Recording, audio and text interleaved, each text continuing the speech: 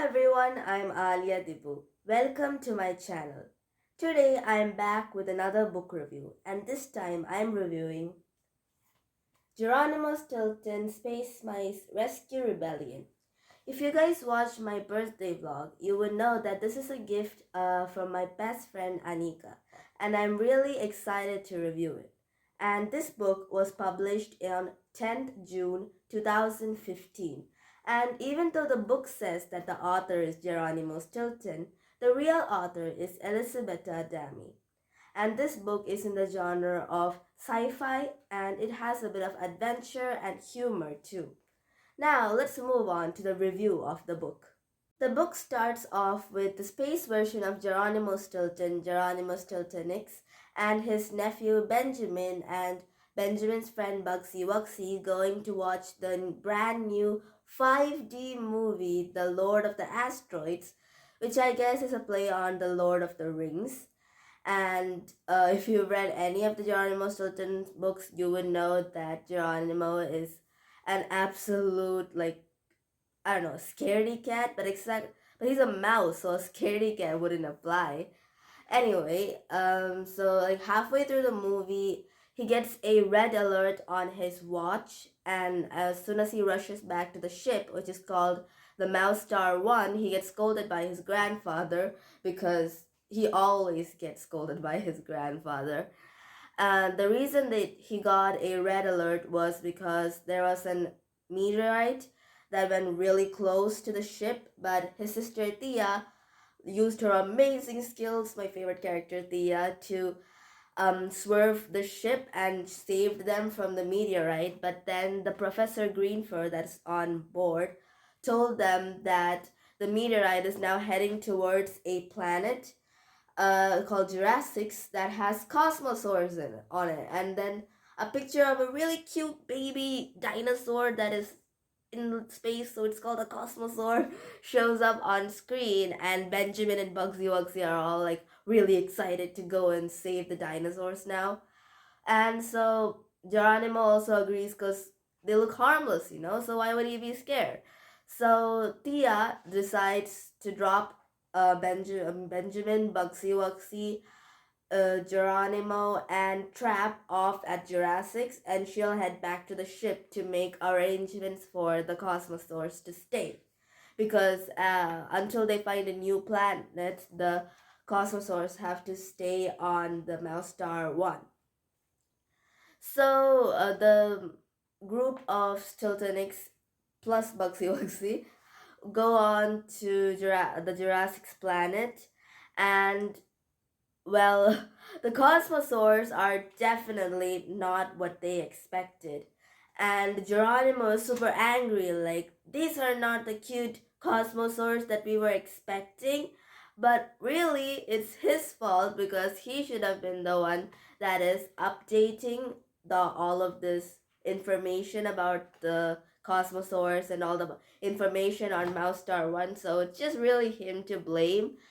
And so the Cosmosaurs turn out to be really mean, like actual really mean dinosaurs that speak like a language that they don't know. And there is where the character that I forgot to mention comes in. Robotics is the character that I forgot to mention. He's a robot that can speak a lot of languages, like 3,000 plus languages, I think. And he can therefore speak the language Saurese, which is the language of the Cosmosaurs. And so he tells the Cosmosaurs that the Stiltonix family and plus Bugsy Wugsy is here to save them, but they're not listening. And they don't listen when they say the meteorite is going to hit them, and also they don't let Robotics complete his sentences. They say that they're gonna take them to their king.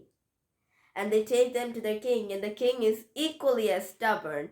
The Cosmosaurs are celebrating this thing called the Feast of the Hot Sun, and that day, that feast is tomorrow, so they can't leave. They have to celebrate, apparently.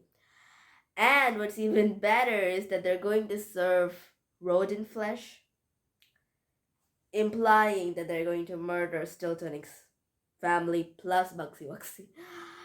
And then they are imprisoned and they have like no way out. Everyone's scared, and this entire time Geronimo is sneezing like crazy, like he's having an allergic reaction, but no one knows to what. And eventually they see this like a hole in the top of the cave that they're imprisoned in, and they like try to get in, but try to get through it, but like they tell robotics to get through it, but they can't because Geronimo sneezed and fell on to robotics, hence breaking the propeller that would like take him up. And while he sneezed, he woke the dinosaurs up, so now they have like no chance at anything. And then it turns like super dark, right? So they had these smartwatches, right? The one that showed the red light to Geronimo. They turned a flashlight on that and they're flashing it around. By accident, Geronimo flashes around because, of course, he does. And then the dinosaurs immediately wake up and they start like running around the flashlight. And the people, the Geronimo Stiltonix family plus Bugsy Wugsy, realize that they can use this to run away from the dinosaurs.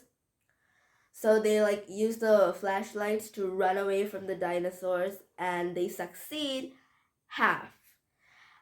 Everyone else made it on board. They contacted Thea and they made it on board, but Geronimo tripped and fell.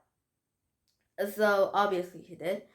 He did sneeze again, and that launched him onto the ship, but with him, a dinosaur called Reginald also followed. And then we realized that Geronimo was allergic to a moss on the Jurassic planet.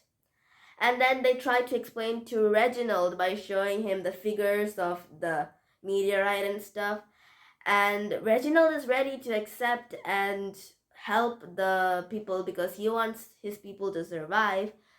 He should be king, not the other one.